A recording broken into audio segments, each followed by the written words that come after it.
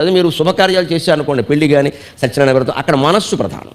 అక్కడ ఏదో తమలపాకు పెట్టాను, తమలపాకు లేదు సార్, తాటాకు ఉందంటే పర్వాలేదులే అంట, చూడొచ్చులే, ఏదో సర్టిఫికేట్. అట్టిపళ్ళు లేవు సార్, కమలాపళ్ళు ఉన్న పనులు పెట్టే, దేవుడే కదా. శుభకార్యాల్లో పర్వాలేదండి, అక్కడ మనస్సు, భక్తి ప్రధానం. పితృకార్యాల్లో మనస్సుతో పాటుగా శాస్త్రం ప్రధానం, బుద్ధి ప్రధానం.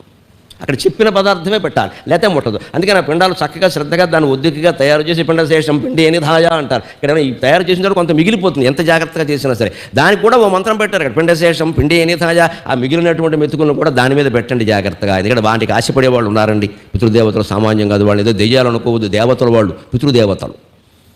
సరిగ్గా ఆ సమయానికి వస్తారు ఖచ్చితంగా. అందుకే పితృకార్యం ఎప్పుడు చేయాలంటే తగులు. ఇవాళ ఏకాదశి మధ్యాహ్నం 1 గంటకు వచ్చిందంటే ఈవేళ చేసేయమన్నారు. రేపు 1 గంట వరకు ఉంటుందని చూడదు, నువ్వు వేళ చేసే తగులు. వాళ్ళు చూస్తూ ఉంటారు అక్కడ. వాళ్ళ ఆశీర్వచనం వల్ల ఖచ్చితంగా వంశం వృద్ధి అవుతుంది, లోపాలన్నీ తొలగిపోతాయి. అందుకే పితృకార్యానికి వచ్చినటువంటి పెద్దలు బ్రాహ్మణులు వంశాభివృద్ధి రస్తు అని ఒక ఆశీర్వచనమే చేస్తారు, సమస్త సన్మంగళాన్ని భావంతో అనరు. అక్కడది కాదు అది.